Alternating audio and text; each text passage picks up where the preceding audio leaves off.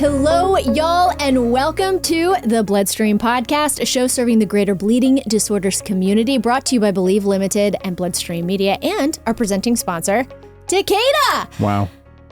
An actual Takeda. I am your healthcare advocate, nonprofit nerd, and other host, Amy Board, and I am here with my guest co-host once again, Joshua Sterling Bragg. That's me, your mental health advocate, lover of all spooky things and weird things, and I'm reminding you to please decorate your house early for Halloween. It brings me joy. And also, maybe more importantly, speak with a healthcare professional before making any treatment decision. On today's show, we're going to talk back to school. Not Halloween back to school, but close adjacent to Halloween back to school. Also, it's Sickle Cell Awareness Month. We have a new segment on mindset called I'm Fine, and that is going to be fantastic. It's going to be on embracing change in hemophilia care, breaking free from the past. And Maya Bloomberg is back, the Heme NP. She's back with a segment on sports and fitness, and we have an interview with author Tim Ryan. We've got all that and more on this packed episode. Welcome to Bloodstream. Thank you all for joining us today. Remember, if you like what you hear and you haven't already, please subscribe to Bloodstream on Apple, Spotify, basically anywhere you listen, and follow Bloodstream Media on social media. We're on all things. That's Bloodstream Podcast. Bloodstream Podcast. And listeners, I also want to remind you that the Bloodstream Podcast is made possible by our presenting sponsor, Takeda. That is right, Takeda. They have this website, bleedingdisorders.com, where you can learn all about Takeda's resources for and commitment to the bleeding disorders community. Are you freaking out because Patrick isn't saying this? Yeah, I'm saying it's this? Weird. Okay, I am websites too. Is very I know. Turn of the century. Takeda believes in a world free of bleeds, and they are dedicated more than ever in their efforts to offer a wide range of programs and support to help patients throughout their treatment journey, wherever on that journey they may be. You can learn more by simply visiting bleedingdisorders.com. One more time, that is bleedingdisorders.com. And for their founding and ongoing support of the Bloodstream Podcast, I would just like to say thank you, Takeda. Wow. Thanks, Takeda. Okay, we're talking back to school, and so I have to flip it over to you. I'm so ready. When you think back to school, what's your situation? Brendan Fraser. That's all I think. So the other night, took a turn. I know. Well, so like 2 nights ago, Courtney and I did like a back to school double feature with Brendan Fraser. We watched With Honors. Have you ever seen that one? No. So that is Brendan Fraser is jogging with his thesis paper, and it drops down into the basement of one of the halls of Harvard, and Joe Pesci is an unhoused person living in there in the basement, and he basically is like, I'll give you one piece of your paper back for everything that you do for me. Yeah, it's amazing. It's amazing. It has Dempsey in it. What's his name? Patrick Dempsey? Yeah, and he's like young and very pre-Grey's Anatomy. And then we watched School Ties. Oh, Brendan Fraser. Great. And Matt Damon, Ben Affleck, Anthony Rapp, who, we have connections with. He was in Stop the Bleeding one season. But yeah, I was watching all these boys walk into their school with their backpacks and their little uniforms, and all sitting down on these wooden desks. And I thought, man, I really miss school. Oh. And then the French teacher just completely humiliates this kid for not being good at French. And I was like, that was my experience. I'm so glad I'm not in school. Oh my gosh. Yes. Back to school vibes. I know some of our listeners are caregivers, and some actually might be, my gosh, in college or something. And I know this year, this time of year rather, is always an added stress when you have a chronic disease, or specifically when you have hemophilia or von Willebrand's disease, because you have to educate every single person that's in your purview a little bit about what to do. Just wanted to give a real quick resource tip. If you are looking for actual resources to give to your school, to your gym teachers, to your teachers, even principals, and just like a larger administrative situation and conversation, of course, always check with your HTC. Many social workers actually have resources for you, specifically for your school, but especially if you are in a rural area. A wonderful resource is through actually the National Bleeding Disorders Foundation, which used to be NHF. That resource is stepsforliving.hemophilia.org. Steps for Living is a fantastic resource for some of those things. If you click on Next Step, which will be that first website, you can get get guidance for schools. You can kind of talk about Hemophilia 101 sheets. You can talk about 504 accommodation plans, any first aid procedures, how to talk to people, a contact list featuring you, your treatment center, other emergency contacts, and of course, making sure that you have authorized prescriptions from a doctor in your students' files. So all of that stuff is on stepsforliving.hemophilia.org. We will put it in the program notes. Back to school. Back to school. That's such a great resource. I feel like going back to school is hard no matter what. Yeah. And then you add into that everybody's, little differences and what makes us all unique. And to have a resource like that is really powerful. I agree. It is also Joshua Sterling Bragg National Sickle Cell Awareness Month. I have so much to say about this. Okay. No, I really don't. I mean, I listen to cheat codes, but that's about it. I just wanted to mention it because, blood brothers and blood sisters, our sickle cell warrior friends, are adjacent to us in the community and are still fighting for so much that we have enjoyed, I think, from a rare disease chronic community in terms of treatment and a wealth and choice of treatment. So it's important for us, I think, to give love to our sickle cell warriors, especially during this month of October. You can visit sicklecelldisease.org/get involved. And actually, they have all of the things for Sickle Cell Awareness Month. They have social media toolkits. They've got, they have like a blood drive information, which is really important for those who have sickle cell. So anyway, let's give it up for our sickle cell warrior pals and celebrate on social the best way we can. Absolutely. And if you are a sickle cell warrior yourself and you're looking for a more specific podcast than a bleeding disorders podcast, Bloodstream Media does also have cheat codes, which are hosted by the two most wholesome, wonderful doctors I think ever. I was riding in the car today and I heard someone on the radio that sounds like Amar, and I just was like, now I need to listen to cheat codes. I know, he's kind of wonderful. I wish he was ours, but he's not. He's theirs. No, yeah. But That's it's still great. part of the Bloodstream Media world. Joshua Sterling Bragg, let's get into our first segment, which is the I'm Fine segment. Do you know much about this segment? No. No, I hope you're okay, though. Are you fine? You doing fine? Well, that's the thing. It's about like behavior change and mindset and things. And like sometimes you're not fine. Yeah. No, that's very true. You know what I'm saying? So As let's get into it. previous host of the Let's Talk segment. I know. Let's get into it. I love this one, actually. I love this one because you get to hear actually from me instead of Patrick. Wah, wah. What?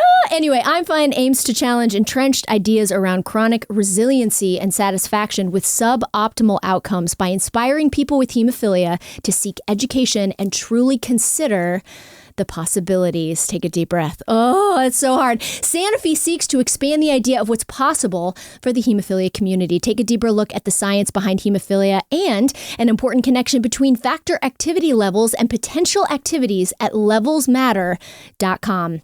Now, let's get to the next segment of I'm Fine. This is all I've ever known. Is that even Possible for me? I don't want to miss anything. I don't need that. I don't want to acknowledge my pain. Fine. I don't want to get poked with needles. I don't want that. There's nothing wrong. I'm fine. I'm fine. I'm fine. I'm fine. I'm fine. I'm fine. I'm fine.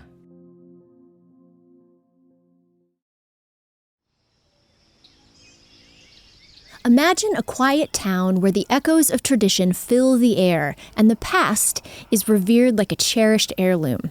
In this town lived an elderly man named Robert.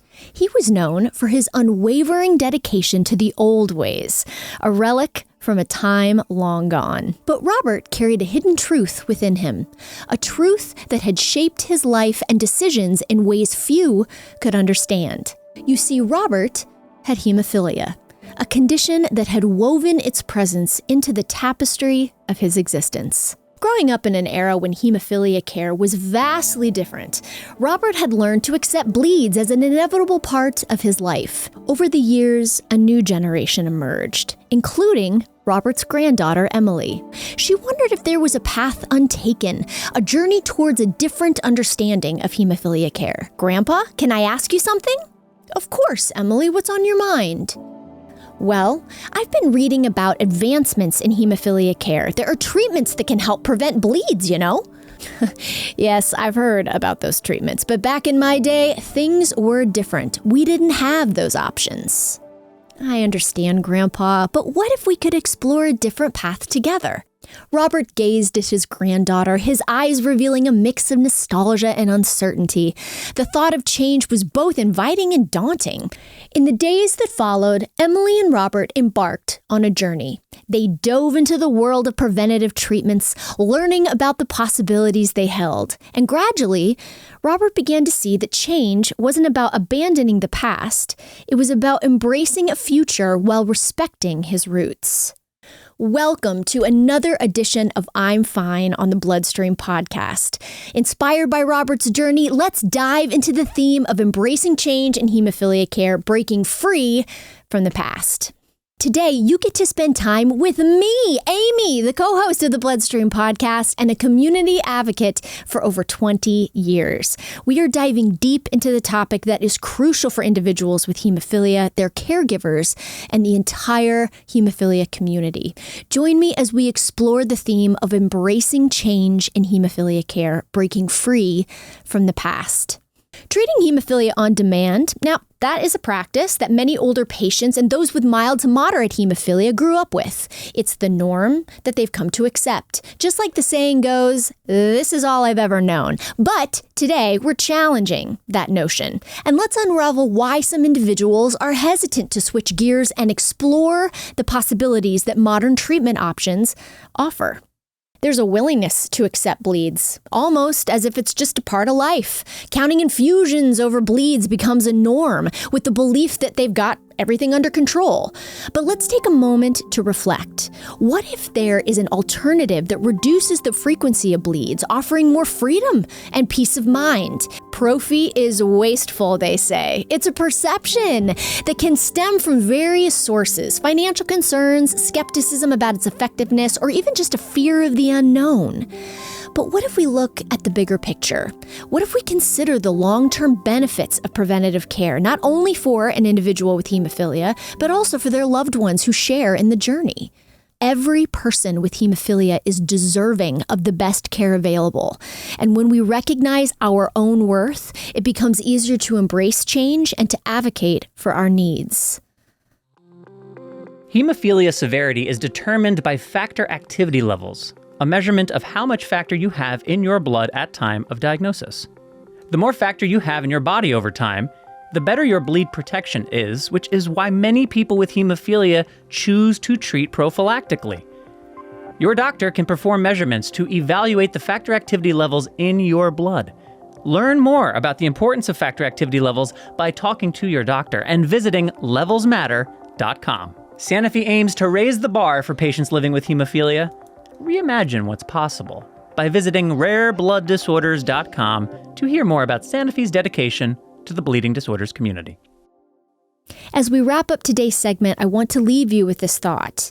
Change can be intimidating, especially when it challenges beliefs that have been ingrained within us for years. But breaking free from the past doesn't mean abandoning it entirely. Embrace the idea that you deserve the best care, and don't let outdated perspectives hold you back. And for those seeking additional resources on behavior change, mental health, or even hemophilia care, visit mentalhealthmatters2.com. We're here to support you every step of the way. Before we sign off, I'd like to extend a heartfelt thanks to Sanofi for their unwavering support in bringing you this episode of the Bloodstream podcast. Remember to subscribe and to tune in for our next installment as we continue our journey of breaking free from the I'm Fine mindset.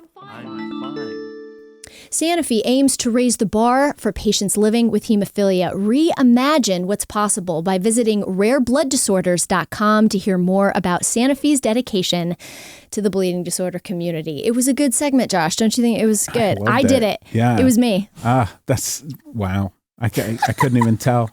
I couldn't even tell. You couldn't even tell. You're so unfine so often that no. J.H. Joshua! I loved it. All right, because we have such a packed episode, let's get on over to Maya Bloomberg. She is our nurse practitioner, our Heme NP. She's going to talk to us a little bit about sports and fitness. Sports and fitness. Yeah, it's important. Over to you, Maya. There are so many benefits to exercise besides just weight loss. I'm talking about reducing your risk for cancers, heart disease, diabetes. It can improve your mood, your sleep, and even improve your immune system. So let's discuss ways that patients with bleeding disorders can stay active and stay healthy with physical activity without increasing the risk for bleeding episodes with my 5 best tips. And I'm saving my best tip for last. Tip number 1 is to speak to your healthcare provider. They can provide personal advice based on your condition and help create a tailored plans for exercise and for general fitness and sports. When creating a tailored program, we're going to take into account your bleeding disorder type, the severity, your joint health status to provide those type of recommendations. And it may involve a combination of low impact exercises, a proper warm up and cool down, maybe protective gear, and adherence to your treatment plan. Tip number 2 is wearing protective gear. Now, granted, not all sports are going to require it, but some might benefit from helmets, knee pads, elbow guards, protective equipment to really just reduce the risk of injury and bleeding risk. Now, I have a patient who's a skydiver, and realistically, whether you have a bleeding disorder or not, if your parachute doesn't go off, we're going to have a bad outcome. But certain activities, you definitely want to err on the side of caution. And definitely don't forget to use protective gear for high impact activities or contact sports.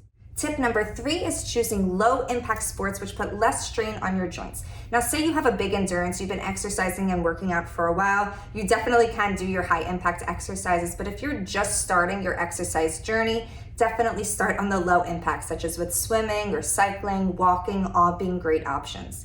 These activities can help improve cardiovascular circulation and your health, strengthen muscles, but more importantly, these bone-loading exercises can reduce your risk of osteoporosis. Osteoporosis is weakening of your bones, and we know our men with hemophilia are at higher risk for developing osteoporosis earlier compared to men without hemophilia. So doing these type of bone-loading exercises are going to strengthen your muscles, help overall joint health, but also is going to help reduce your risk for osteoporosis when you're older. Tying in with tip number 3 is my tip number 4, which is prioritizing your joint health. Now, many people think that exercising will actually trigger or cause more bleeding episodes, but it's actually the opposite. Regular stretching and strengthening exercises are going to help maintain joint flexibility. It's going to help with stability. It actually reduces the risks of bleeds. And if you do have a bleeding episode, you actually recover from it much faster. Now, one of the most underutilized resources, I think, is physical therapy, and I always encourage my patients who are interested in becoming more physically active to connect with our physical therapist who really can help create a customized exercise program within your limitations of joint health. They can actually improve range of motion. I have some patients who've had hemophilic arthropathy to the elbows fixed like this, and with good bleed management, with a good prophylaxis regimen and physical therapy, they have great range of motion. So I definitely recommend contacting your HTC physical therapist and discuss the home exercise program so we can just get you feeling your healthiest. Tip number 5, and arguably the most important one, is to always remember to take your medication. Now, if you have severe hemophilia, it is extremely important to be on prophylaxis, where you're routinely giving medications in order to prevent bleeding episodes from happening. If you want to be active, this is even more important. Now, my patients who are on factor replacement therapy, I always like to know what are your most active days. Because if you're always active Friday, Saturday, Sunday through the weekend, let's time your factor administration to peak during that time period. So for those patients, say you're on a twice weekly schedule, maybe making sure that infusion is on Friday so your levels are peaking and covering you for the entire weekend is going to benefit you. Now, patients who are on emicizumab, there's no peaks and troughs like with factor replacement, so you don't actually have to time your factor or your medication with your activities. Remember, being active is extremely important for our overall physical health and mental well-being, but safety should always come first. By following these tips and tricks and working with your healthcare team, you can enjoy sports and exercise all while managing your bleeding disorder. This next segment is brought to you by Genentech. When you're in need of support along your hemophilia A journey, talk to a Genentech account and community manager, ACM. ACMs offer one-on-one support about a treatment option that can help you understand insurance coverage options. It's important to note that ACMs are Genentech employees and do not provide medical advice. Talk to your doctor if you have questions about your treatment. Know that when you're connected to an ACM, someone is in your corner. Sign up for one-on-one support from your local account and community manager at www.talktoanacm.com. Next up, we have Tim Ryan. He is an author. He is an author of a middle grade book about siblings, and one of the siblings has sickle cell disease. Wow. Yes. And he is not connected to the community at all, and his story is really fantastic. So let's check it out. everybody. I am here with author Tim Ryan. He is the author of the new children's book, Karma and the Seven Cups, which features a character with sickle cell disease. We're so excited to have you on the podcast. Welcome, Tim.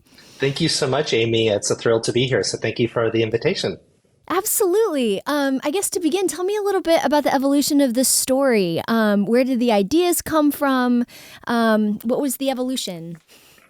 Absolutely. So I wanted to write stories that really give a focus on kindness and hope. Those are the stories that I like, especially ones that highlight the human spirit when things are going wrong and people still find a way to think about others and show kindness for others. And so that's really where the genesis of this came from.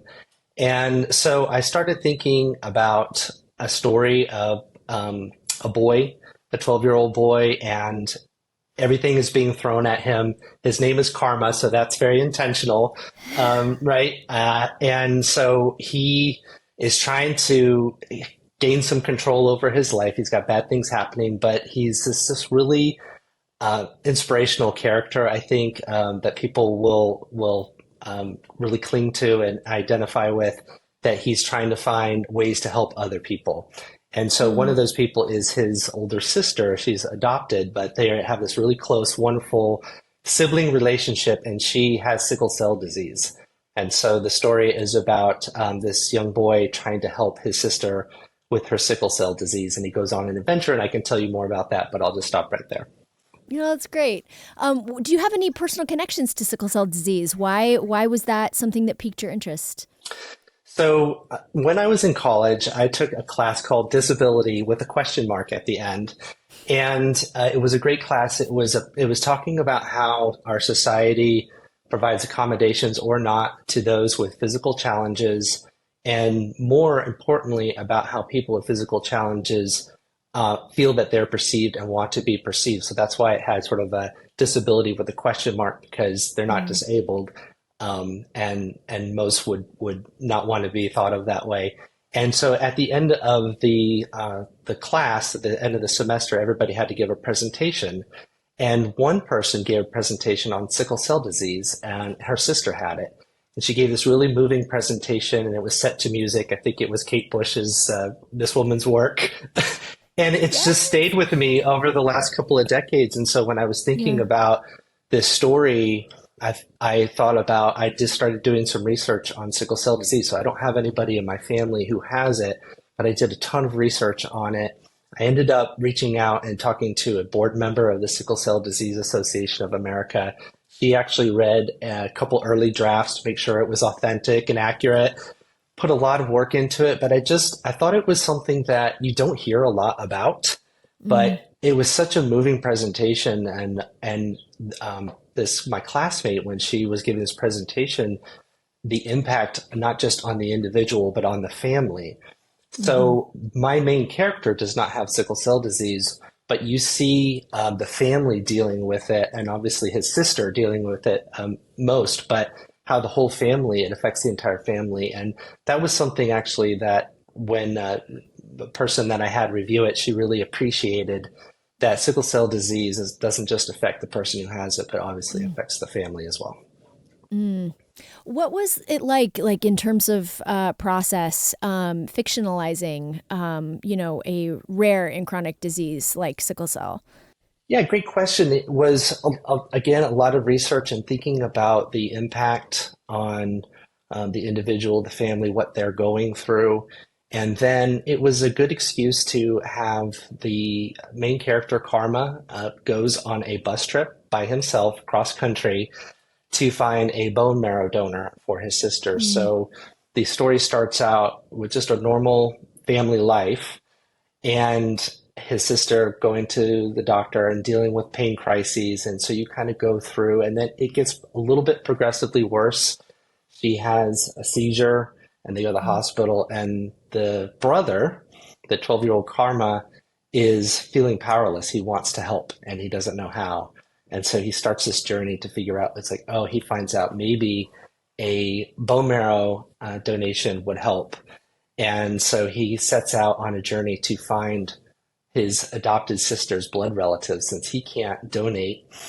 he wants to find someone who is related to her. And so that's what gets him on this journey cross country by himself. And along the way, he meets other people with sort of hard luck stories, and he tries to help them as well. And then, of course, in the end of the story, it's also ostensibly about his own struggles as well. So it kind of wraps up at the end with him learning something about himself that he didn't know. One of the things that I was struck about this story is that while, the character specifically has sickle cell disease, it feels like it could translate to many family relationships, many, siblings with dealing with any rare chronic diseases in their family. And so I just wanted you to maybe share a little bit about what were some of like the overall themes that you were really going for, and, who do you think would enjoy and kind of get something out of reading this book? I think some of the big themes, obviously, is life fair, and that is a theme that goes through. We are faced in life with things that are not anything of our doing, and how do we deal with that? And is life fair or not? And do we have control over those external things that happen in our life? Sometimes we do, but sometimes we don't. And so this is really a journey about a young person who is old enough to appreciate that there are hardships in life and that life's not fair, but still young enough to believe that he can do something about it, which I think is a really sweet age. And it's one of the reasons why I like to write in this, what they call middle grade. It's right before young adults. So it would be, usually around 10, 11, 12, 13-year-olds. They can appreciate the hardships of life and the seriousness of life, but they still have hope. So again, I really wanted to write a story about kindness and hope, and also for children or young adolescents to see stories about thinking about others, that even if you have things that are going wrong in your life. So young Karma has a stutter. He has dyslexia. His mom has passed away. He's being bullied by one of his classmates. He wants to be a baseball player, a Major League Baseball player, and he can't hit a home run in Little League, and he's frustrated by that. So you see that he's got all these things happening, but then his sister her condition is getting worse and worse, and so he is able to think outside himself and really think about others in spite of the fact that he has all these problems himself. So those are some of the themes of the book, and what does it mean to be a person in this world, and can you make your life better? And I think it does answer some of those things. It doesn't tie it up in a neat little bow at the end, but I think it does address some of those. Well, congratulations on, finishing long story, long form storytelling it takes so much time. So bravo and congratulations on publication. Tell listeners a little bit about where they can find the book and where they can check you out in your career, Karma and the Seven Cups. Absolutely. So the book will be published in mid-September. So it goes on sale mid-September. You can pre-order the book before then, and it's available all the places that you like to buy books. So you can buy it in print at your favorite bookstore, local bookstore. You can buy it on Amazon and Barnes & Noble and all the other places. So it'll be available everywhere. And people can connect with me on my website, which is simply TimothyJamesRyan.com. All one word, TimothyJamesRyan.com. Fantastic. And what are you working on next? So, you have a work in progress? I do have a work in progress. And I am working on a book about, it's similar. It's going to be probably middle grade to young adult.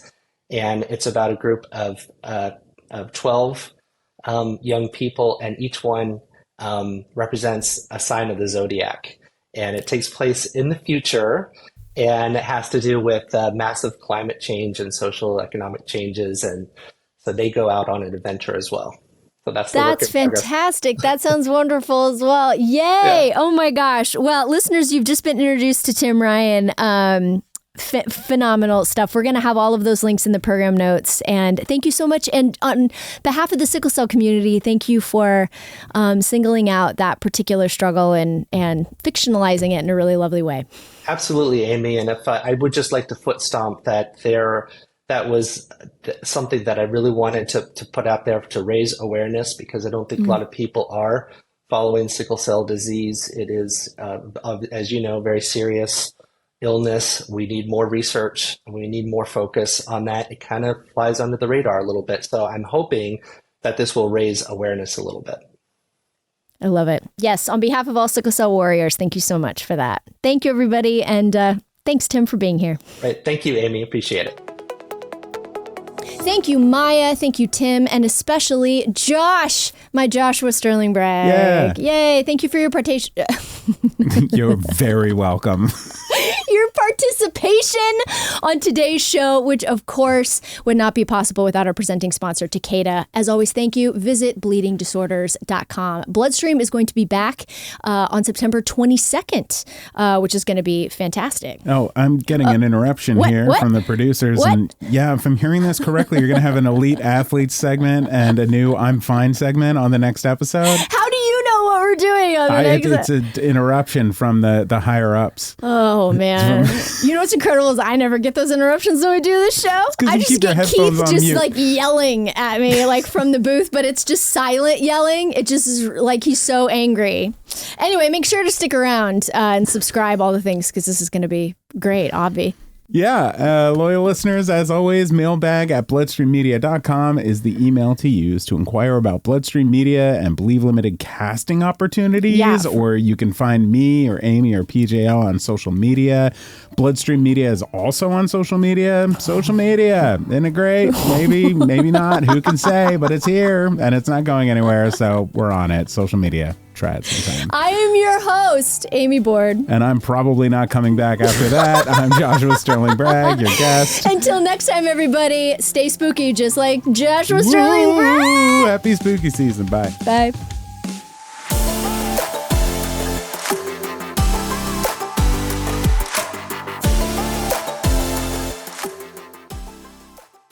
You know that I told that I don't want to stay on parade, but I Bleeping. want to stay on parade. This is the best.